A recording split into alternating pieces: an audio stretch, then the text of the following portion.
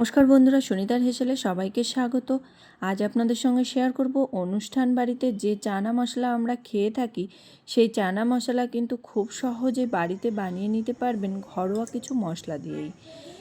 এখানে দেখুন, আমি চানা মশলা বানানোর জন্য এখানে চানাগুলো নিয়ে নিয়েছি। চানাগুলো সারা রাত ভিজিয়ে রেখে দিয়েছিলাম। এবার চানাগুলোকে 8টা মতো সিটি দিয়ে একটু লবণ দিয়ে বেশ নরম করে সেদ্ধ করে নিয়েছি। এখানে বেশ কিছুটা পরিমাণে আলু নিয়ে নিয়েছি। আলুগুলোকেও একটু ছোট টুকরো করে কেটে নিয়েছি। এখানে মশলার মধ্যে নিয়ে নিয়েছি আদা, কাঁচা লঙ্কা, টমেটোর একটা পেস্ট নিয়ে নিয়েছি, দুধের মালাই বেশ কিছুটা পরিমাণে, জিরে গুঁড়ো, ধনে গুঁড়ো, আর নিয়ে নিয়েছি চানা মশলা, আর বেশ কিছুটা কাসুরি মেথি একটু ড্রাই রোস্ট করে গুঁড়ো করে নিয়েছি হলুদ গুঁড়ো আর লঙ্কার গুঁড়ো। কড়াইতে দিয়ে দিয়েছি পরিমাণ মতো সর্ষের তেল। তেল খুব ভালো করে গরম হয়ে গেলে এখানে গোটা গরম মশলা, জিরে আর শুকনো লঙ্কা ফোড়ন হিসাবে দিয়ে দিয়েছি। ফোড়নটা ভাজা হয়ে গেলে এর মধ্যে আদা, কাঁচা লঙ্কা, টমেটোর পেস্ট দিয়ে দিয়েছি। খুব ভালো করে পেস্টটাকে একটু মিশিয়ে নিয়েই এর মধ্যে টুকরো করে রাখা আলুগুলোকে দিয়ে দিয়েছি। এখানে আলুগুলো কিন্তু আমি ভাজা করে নিইনি, তবে আপনারা চাইলে আলুগুলোকে আগে ভেজে নিতে পারেন। এখানে এবার সমস্ত গুঁড়ো মশলাগুলো দিয়ে দেবো। দিয়ে দিয়েছি জিরে গুঁড়ো, ধনে গুঁড়ো, দিয়ে দেবো চানা মশলা, এবার দিয়ে দেবো লঙ্কার গুঁড়ো আর হলুদ গুঁড়ো, দিয়ে দিয়েছি স্বাদ অনুযায়ী লবণ। যেহেতু চানাটা আমাদের লবণ দিয়ে সেদ্ধ করা ছিল, সেই কারণে এখানে আমি অল্প পরিমাণে একটু লবণ ব্যবহার করেছি। দিয়ে দিয়েছি স্বাদ অনুযায়ী একটু চিনি। সমস্ত কিছু দিয়ে একটু মিশিয়ে নিয়েই এখানে দিয়ে দেব একটু জল। মশলাটাকে খুব ভালোভাবে কষিয়ে নেওয়ার জন্য সামান্য একটু জল দিয়ে দিয়েছি। খুব ভালো করে মশলাটাকে একটু মিশিয়ে নিয়েই এখানে ঢাকা দিয়ে দিয়ে মশলাটাকে বেশ ভালো মতো কিন্তু কষিয়ে নিতে হবে। মশলা কষাতে কষাতেই যাতে আলুটা সেদ্ধ হয়ে যায়, সেই রকমভাবেই এখানে ঢাকা দিয়ে দিয়েই মশলাটাকে কিন্তু খুব সুন্দরভাবে কষিয়ে নিয়েছি। মশলার কাঁচা গন্ধ চলে গেছে। এবার এর মধ্যে দিয়ে দেব যে দুধের মালাইটা নিয়েছিলাম, সেই দুধের মালাই কিন্তু এখানে দিয়ে দেব। এখানে আপনারা চাইলে কিন্তু ফ্রেশ ক্রিমটাও ব্যবহার করতে পারেন, তবে আমি ফ্রেশ ক্রিমটা পাইনি, সেই কারণে এখানে দুধের মালাইটা ব্যবহার করেছি।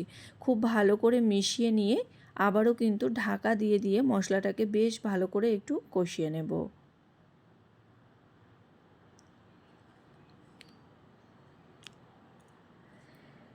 এখানে প্রায় 7 থেকে 8 মিনিট মতো ঢাকা দিয়ে দিয়ে মশলাটাকে বেশ ভালো মতো কষিয়ে নিয়েছি। দেখুন মশলা থেকে তেল ছেড়ে গেছে। এবার এর মধ্যে সেদ্ধ করে রাখা চানাটাকে দিয়ে দেব। সেদ্ধ করে নেওয়া চানাটাকে দেওয়ার পরে কিন্তু আবারও প্রায় 5 থেকে 7 মিনিট মতো এই মশলার সঙ্গেই চানাটাকেও কিন্তু খুব ভালো করে ঢাকা দিয়ে দিয়ে একটু কষিয়ে নিতে হবে। চানাটাকেও প্রায় 5 থেকে 7 মিনিট মতো এইভাবে ঢাকা দিয়ে দিয়ে বেশ ভালো মতো কিন্তু মশলার সঙ্গে কষিয়ে নিয়েছি। এবার একটু নাড়াচাড়া করে নিয়েই এর মধ্যে দিয়ে দেব পরিমাণ মতো গরম জল। আর এই রান্নাতে অবশ্যই কিন্তু গরম জলটাই ব্যবহার করতে হবে, তাহলে কিন্তু তরকারির টেস্টটা খুব ভালো আসে। দেখুন এখানে পরিমাণ মতো গরম জল দিয়ে দিয়েছি। খুব বেশি জল দেব না, কেননা আলু আর চানা সবই কিন্তু আমাদের সেদ্ধ হয়ে গেছে। সেই কারণে এখানে অল্প পরিমাণে একটু জল দিয়ে দিয়েছি। খুব ভালো করে জলটাকে কিন্তু মিশিয়ে নেব। মিশিয়ে নিয়ে এখানে আবারও একদম গ্যাসের আঁচটাকে লোতে রেখে ঢাকা দিয়ে রেখে দেব প্রায় 10 মিনিটের জন্য।